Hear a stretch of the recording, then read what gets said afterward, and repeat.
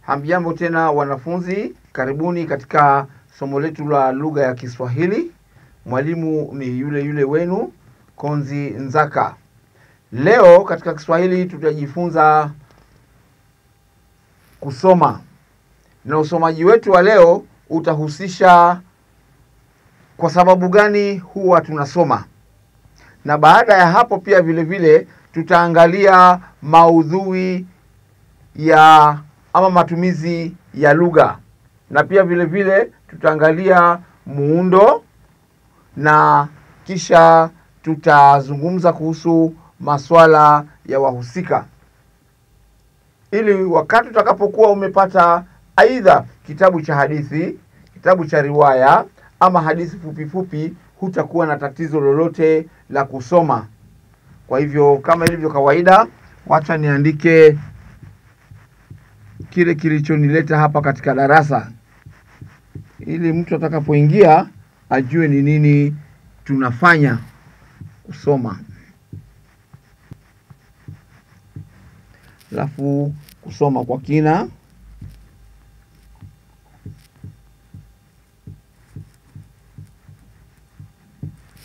ni ushairi kwa jumla.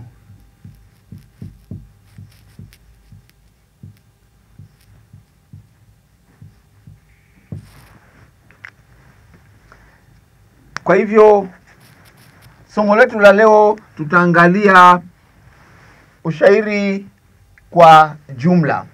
Kusoma ushairi kwa kina kwa ujumla. Kama nilivyotangulia kusema ni kwamba unapo soma jambo fulani ni lazima uwe na lengo. Unataka kujua yule mwandishi amezungumzia kuhusu nini. Na je, katika mazungumzo yake ametumia vipi lugha? Na je, katika mazungumzo yake muundo upi ametumia katika kuwasilisha ujumbe alionao?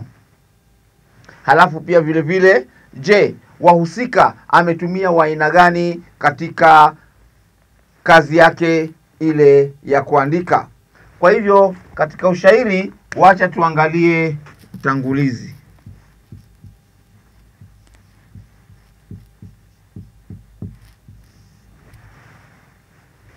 Na tunapoangalia utangulizi, wacha tuangalie matumizi ya lugha.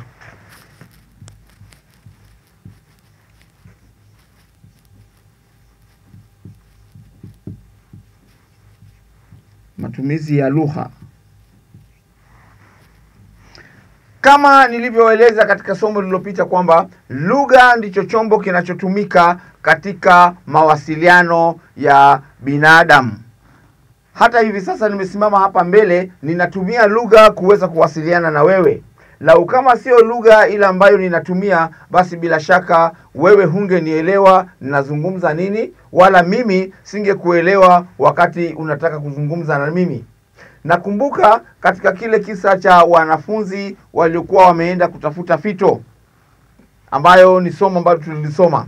Tuliona kwamba walishindwa kuelewana na kile kijimzee. Kwa sababu gani? Kwa sababu mzee alitumia lugha ambayo watoto hawakuelewa.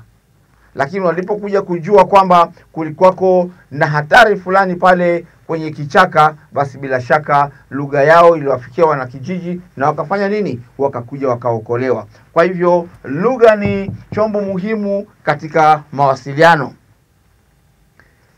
Wacha tuangalie matumizi ya maneno, tamathali, semi, methali na kadhalika. Aghalabu hutumika sana wakati wa utangulizi ama wakati wa kuandika fani yoyote. Kwa hivyo anatumia hayo maneno kwa sababu gani? Ili iweze kuleta mvuto kwa yule ambaye atakuwa anasoma kazi yake.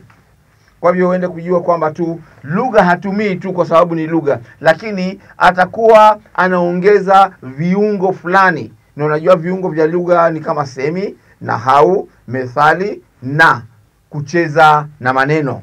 Kwa hivyo kama habari yako ama uandikaji wako ama ujumbe unaowasilisha unaotumia sehemu za viungo vya lugha kama hivyo, basi bila shaka utachochea ari ya yule mwenye kufanya nini? Mwenye kukusikiliza. Jambo lingine ambalo tunalizungumza ni muundo.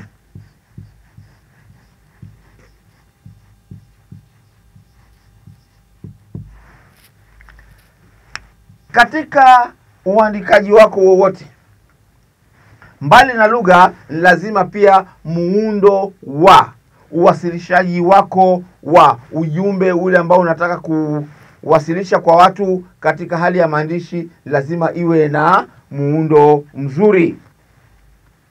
Kwa hivyo inapaswa ujiulize maswali kama hivi: je, kitabu unachokisoma kina muundo wa aina gani?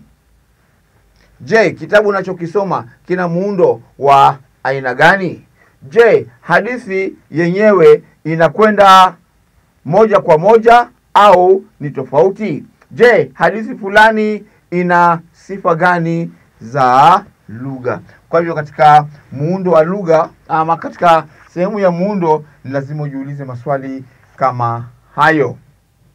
Na bila shaka unapojiuliza kwa kina sababu za kuandika ile hadithi ama ushairi ama riwaya, unajiuliza, je, muundo wake uko vipi kuambatana na lugha? Kwa sababu lugha inategemea muundo pia. Halafu mdokezo wa 3 ambao unapaswa wewe mwanafunzi kujua ama wewe msomaji kufahamu ni wahusika.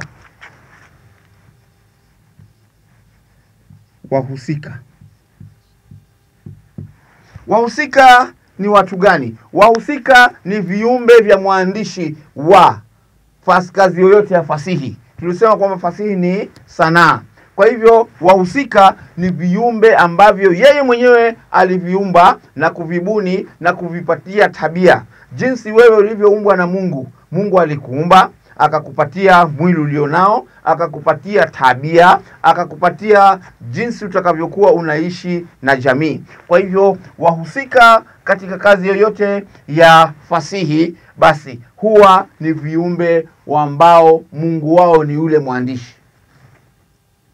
Kuna wahusika wengine wanajazwa sifa za majigambo, wahusika wengine wanajazwa sifa za huruma, wahusika wengine wanajazwa sifa za kuwa na uongozi mbaya, wahusika wengine wanajazwa na sifa za kuwa wanataka mabadiliko na kadhalika. Kwa hivyo lugha, muundo na wahusika huwa vinaingiana pamoja, na visipoingiana pamoja basi hata yale mapishi yako ya kazi ya fasihi pale huwa ni chapwa, huwa hayana mvuto wowote. Na ningekuwa mimi ningesema kwamba hakuwa na haja wewe kutuandikia jambo ambalo halina muktadha huo ambao nimeuzungumzia hapo.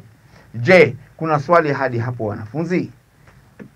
Basi kama hakuna swali lolote, wacha tuendelee mbele na muktadha wetu wa kusoma.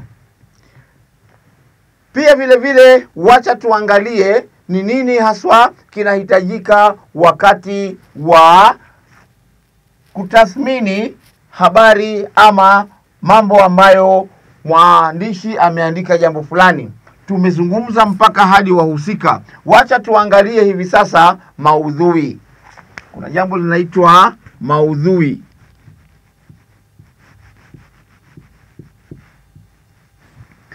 Maudhui ni nini? Maudhui ni lengo, nia, dhamira ambayo inamfanya mwandishi wa fasihi ama kitabu chochote kuandika ule ujumbe. Labda yuko na ujumbe ambao unamsumbua na angetaka kuwasilisha kwa umma pia uweze kujulikana. Kwa hivyo ule ujumbe ambao anaotia katika kitabu kupitia njia ya maandishi, basi bila shaka huwa ndio unaitwa maudhui. Kwa hivyo katika fani ya uandishi wowote ama katika hali yoyote ile ambayo unataka kuwasilisha ujumbe, lazima uwe na maudhui. Unaposoma swala la maudhui, wewe kama mwanafunzi unapaswa kujiuliza maswali yafuatayo. Kwa mfano, yule mwenye kuandika anataka kupitisha maudhui yake kupitia ushairi. Unapaswa kujiuliza maswali kama haya. Je, mshairi anazungumzia nini? Swali la kwanza. Je, mshairi, mimi sitaandika mshairi, nitaandika Manju. Manju anazungumzia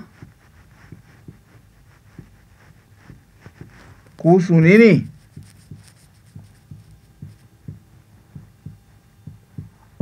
Manju ni mtunzi wa mashairi. Kwa hivyo lazima ujiulize, je, huyu Manju alikuwa na lengo gani kutuandikia hili shairi lake? Halafu mdokezo wa pili unapaswa kujiuliza, je, kichwa cha shairi ni kipi? Je, anwani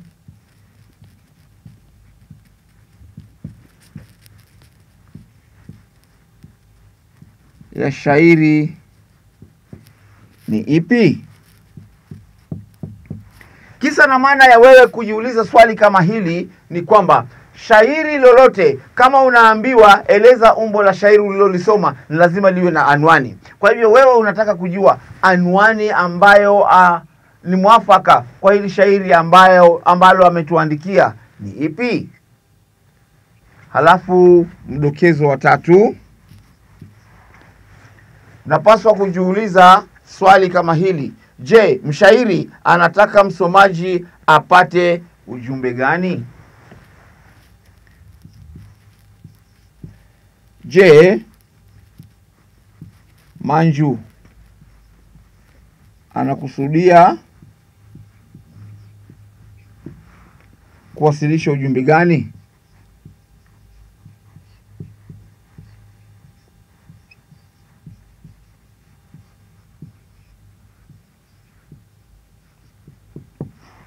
Ninaposema hivyo, labda utasema ni sawasawa na mdokezo wa kwanza, lakini hapa ni katika utunzi wake pale utakuta kwamba kuna jambo fulani ambalo analipatia msisitizo, analipatia uzito zaidi. Kwa hivyo ule ujumbe ambao anaopatia uzito, anaopatia nafasi zaidi kuuelezea, pengine anaueleza ule ujumbe kupitia kibwagizo au kipokeo, basi bila shaka hapo ndio wewe unapaswa kujiuliza, je, Manju anakusudia kuwasilisha ujumbe gani? Kwa hivyo utaelekezwa na lile jambo ambalo amelipatia uzito sana katika shairi lake. Halafu mdokezo wa 4,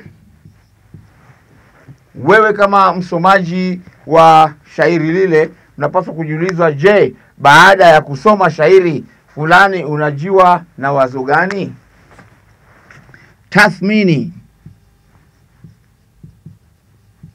Tathmini ya usomaji.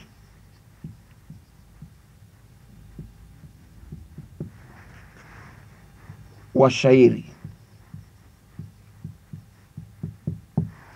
Shairi umelisoma, ndio, nakubali umesoma lile shairi.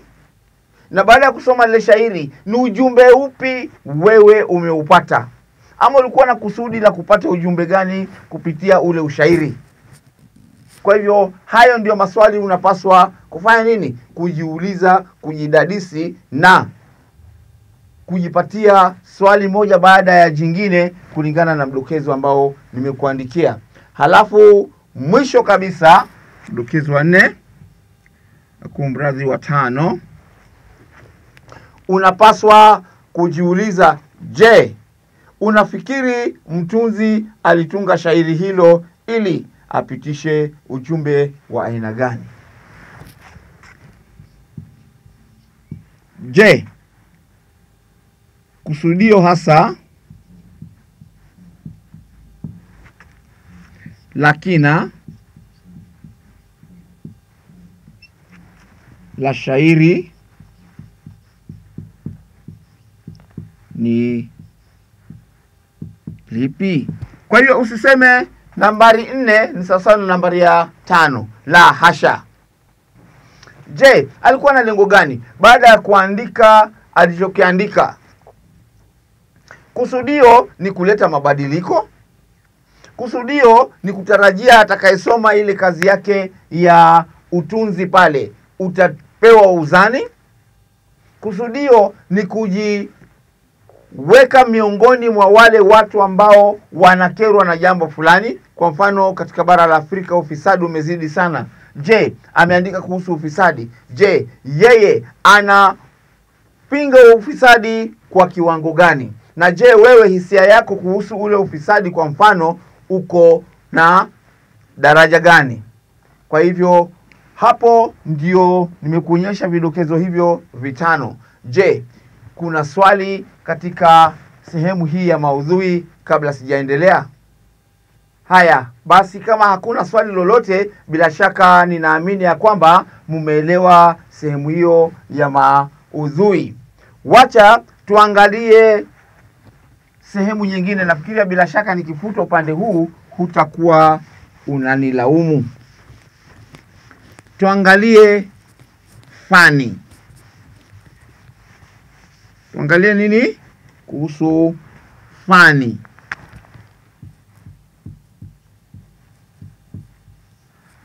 Fani sio ile panka ambayo inakupatia baridi wakati wa jua kali. Ili katika Kiswahili tunaita feni. Kwa hivyo hii fani ni mtindo alioutumia. Kwa hivyo baada ya kupata maudhui, baada ya kutathmini hivyo vidokezo vyote vitano, ningependa ujiulize maswali kama yafuatayo. Je, mtunzi anatumia tamathali za aina gani? Jambo la kwanza. Je, tamathali zimetumika? Tamathali zimetumika? Na kama tamathali zimetumika, je, ni za aina gani? Tamathali ni viungo vya lugha ambavyo vinapatikana katika ushairi, na baadhi ya tamathali ni kama tashbihi,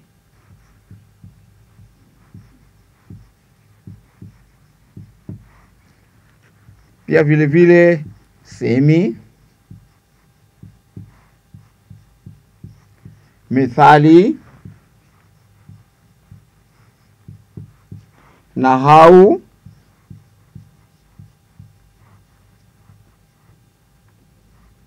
na kadhalika.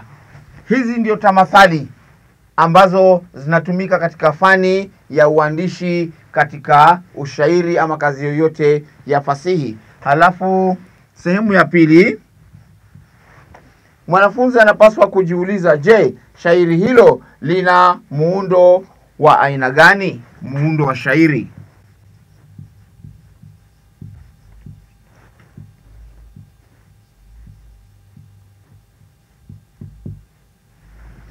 Muundo wa shairi ni wa aina gani? Katika muundo wa shairi kuna yale mashairi ambayo ni ya arudhi,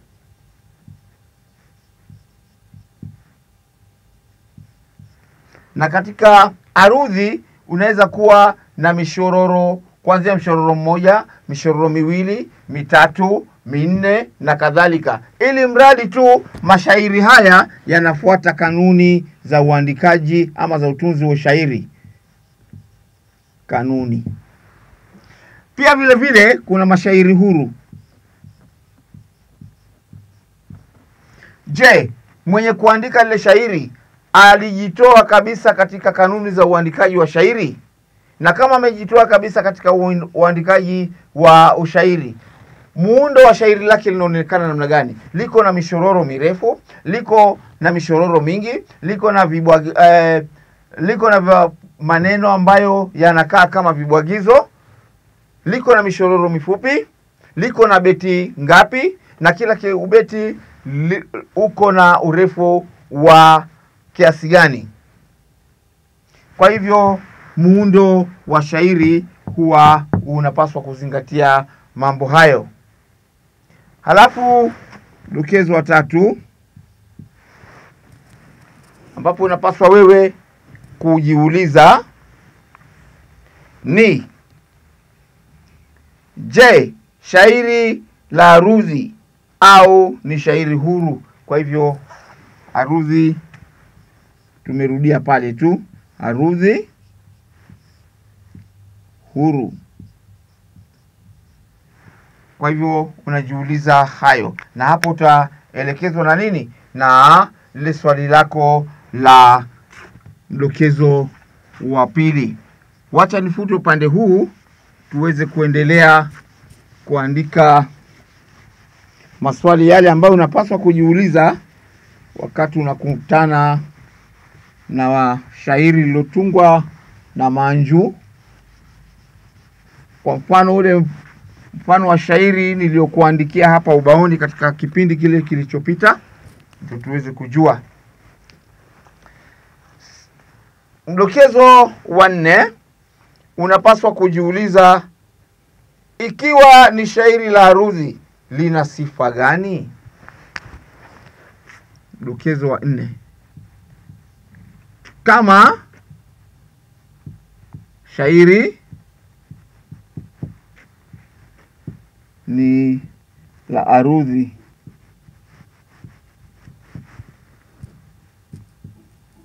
lina sifa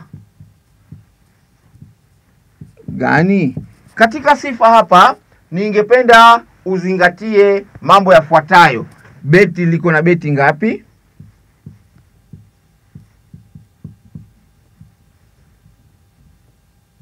Beti ngapi? Kila beti una mishororo mingapi?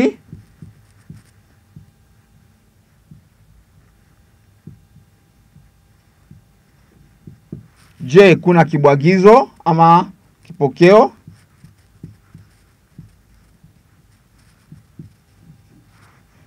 Nne, liko na vina vya aina gani?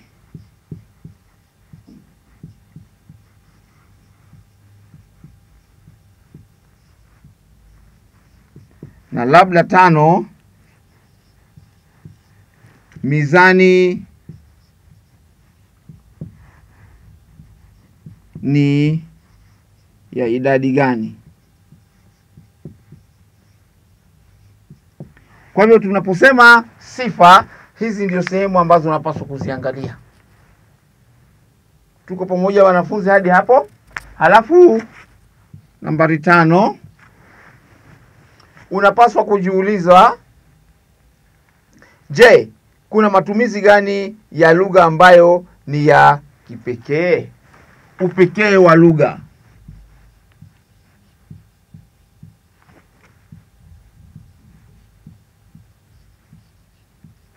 Katika sehemu hii mwanafunzi unapaswa kujiuliza, je, ametumia msamiati wa kawaida?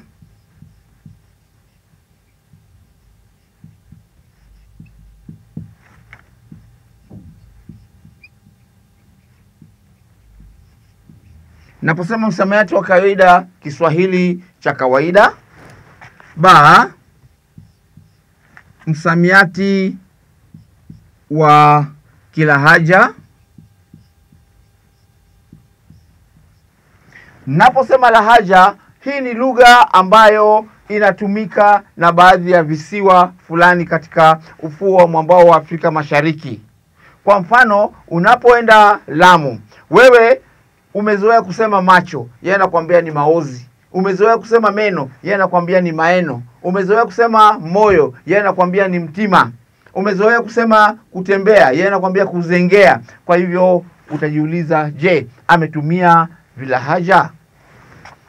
Cha, inatakana ujiulize msamiati huo ni wa Kiswahili cha kale. Katika Kiswahili cha kale, nakumbuka kuna kitabu kimeandikwa na magwiji wa utunzi wa lugha kama kina Muyaka na wengine kama kina Buketi. Kwa hivyo Kiswahili cha kale ni masuala kama munyu, marondo ambayo ni miguu, munyu ni chumvi na kadhalika. Kwa hivyo huo ni upekee wa lugha ambao pia hutumika katika nini? Katika utunzi wa ushairi. Tukiwa bado katika hali ya fani, wacha tuangalie swali jingine ambalo unapaswa kujiuliza. Swali jingine unapaswa kujiuliza ni, Je, ni maneno gani yanayorudiwa? Uradidi wa maneno.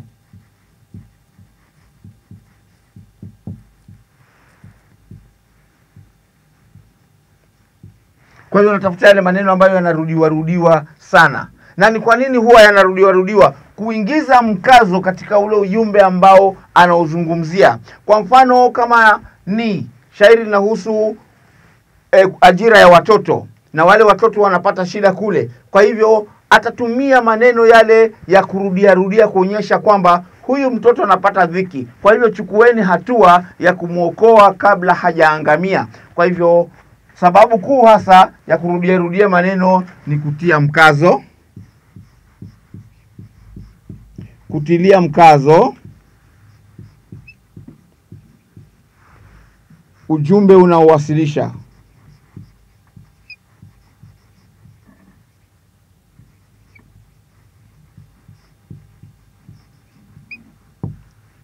Ujumbe unaowasilisha. Kwa mfano unaweza kusema ninasema muokoeni mtoto wa kambo. Nasema mumuokoe kwa sababu ataisha. Akiisha ameisha, nasema mumuokoe. Nasema mumuokoe si kwa sababu amekosa mama, bali nasema mumuokoe ni kiongozi wa kesho. Unaona neno langu nasema, huko ndio kuradidi. Na kusihi wewe kama mtu mzima ambaye unapaswa kumlea huyu mtoto, lakini kwa sababu ni wakambo, wewe unamtelekeza, wewe unamtumia kama troli, wewe unamtumia kama rukwama, wewe unamtumia kama punda, ili wewe mambo yako yaweze kufanikiwa na yake yazidi kudidimia. Kwa hivyo hayo ndio maneno ya kufanya nini? Ya uradidi wa maneno. Halafu swali la mwisho ningependa ujiulize kama msomaji. Je, msamiati wa shairi ni mgumu au ni mwepesi?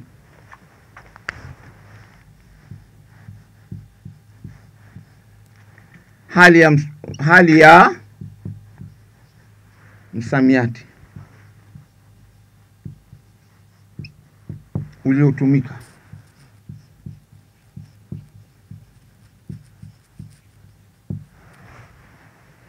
Hapa hakuna tofauti na ule mdokezo ambao nimekuambia pale awali.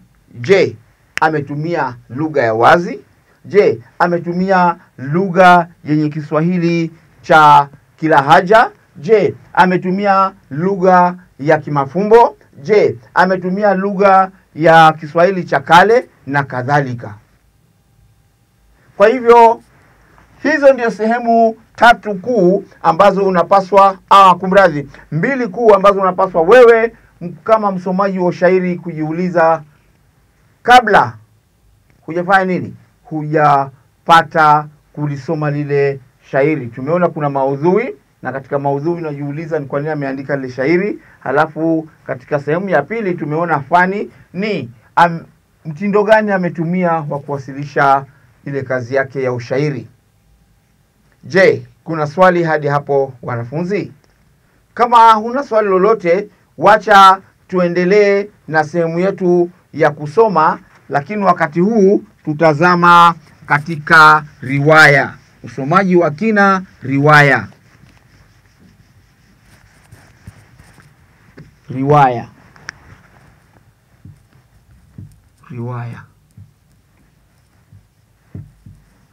Riwaya ni nini? Riwaya ni hadithi. Na sana sana hadithi ile ndefu. Na ikizidi zaidi, hili neno limetumika kwa wale wanafasihi kama wewe ambaye ninakufundisha hivi sasa. Kwa hivyo riwaya ni neno jingine la hadithi. Hadithi katika kitabu. Sasa unapokutana na riwaya, unapaswa kujiuliza mambo kadha wa kadha. Je, ni kisa kipi ambacho kiko katika hiyo riwaya yako? Je, msimulizi ama mwandishi anasimulia kuhusu nini? Je, matukio yake ni nini?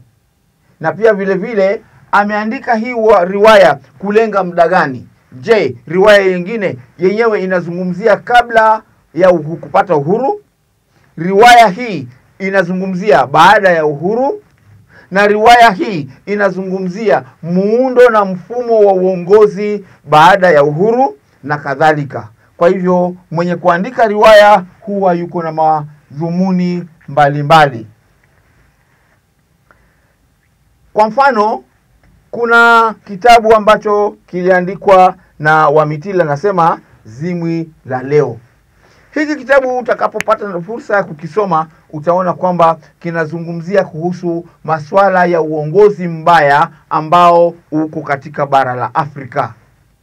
Masuala ya ufisadi hapa Afrika.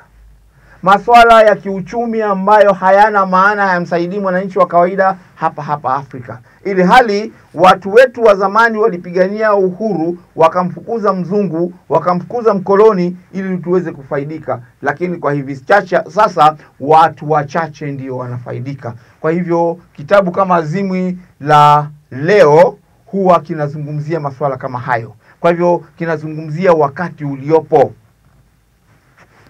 Wacha tusipoteze wakati, twende moja kwa moja kuangalia vidokezi vya usomaji. Je, utasoma vipi riwaya?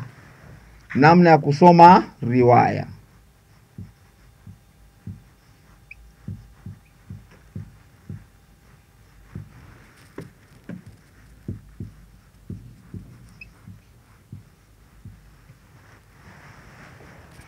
Unapopata kitabu lazima uwe na mtindo wa kukisoma. La sivyo utakuwa unasoma kwa sababu unasoma, lakini hujui kwa nini unasoma. Wacha niende moja kwa moja kukuonyesha namna ya kusoma riwaya. Jambo la kwanza, soma mara ya kwanza ili uweze kukipata kisa kikuu.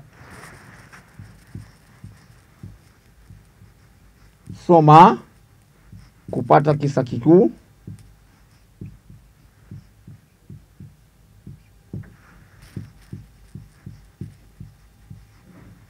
Halafu namna ya pili, soma mara ya pili ili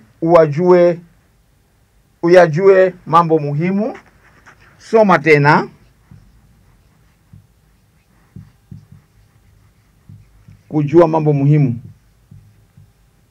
ama ujumbe uliopewa uzito.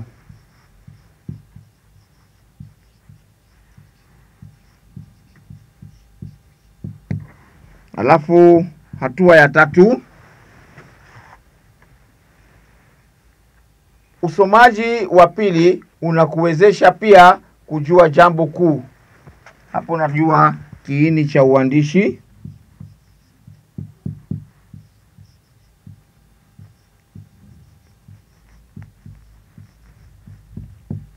Ama uandikaji. Tutumie kiini cha uandikaji wa riwaya.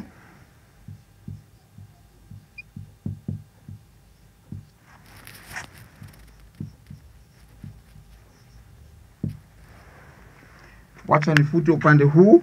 Bila shaka umemalizana na masuala ya ushairi. Kama ninavyokuambia kila siku kwamba kuwa na mazoea ya kunakili kile ninachoandika kwenye ubao.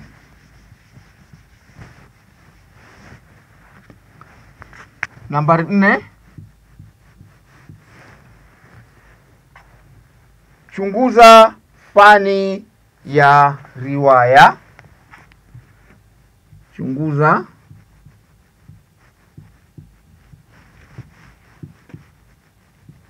fani ya riwaya, yaani mtindo uliotumika pale. Je, lugha iko namna gani? Je, lugha yake ameipanga vipi na kadhalika. Alafu 5, angalia matumizi mbalimbali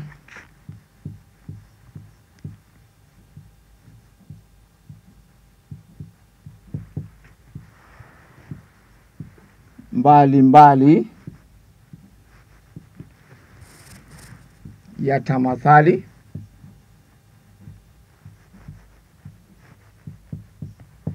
Wewe kama mwanafasihi lazima ujue hizi tamathali, na nimekuambia tamathali ni kama tashbihi, semi, nahau, methali na kadhalika. Alafu nambari ya 6, waangalie wahusika. Muundo waangalie, wacha niandike tu, waangalie wahusika.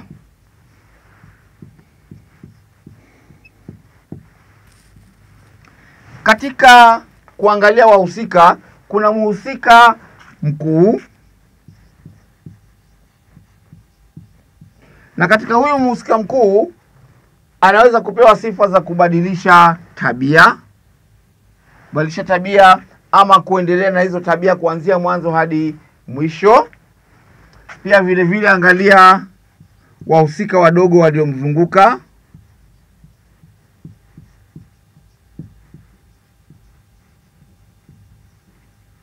Hawa wahusika wadogo wanaendeleza sifa za huyu mhusika mkuu. Kama mhusika mkuu yuko na tabia mbaya, basi lazima wale wahusika wadogo wanafanya vyote kuhakikisha kwamba ile sifa yake mbaya inaendelea. Kwa mfano, wanaweza kuwa wanampelekea fitina, labda katika vuguvugu hili katika bara la Afrika mabadiliko yanahitajika. Huyu mkubwa ama huyu mhusika mkuu huwa hajui, pengine ni kiongozi mkuu, huwa hajui, lakini wale wako chini mashinani huwa ndio wanampelekea maneno. Wanamwambia Mwalimu Konzi yuko na mpango, anafundisha watoto namna atakavyochukua uongozi, kwa hivyo atanichukulia nini hatua.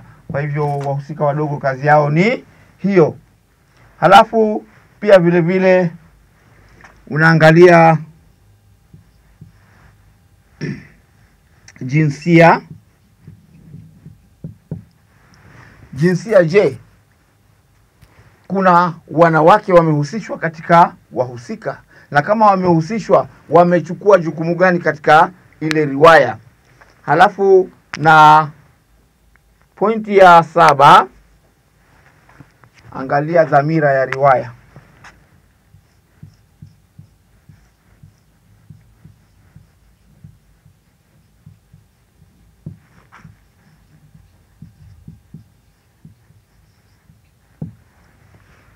Je, riwaya hii ilikuwa imekusudiwa nini?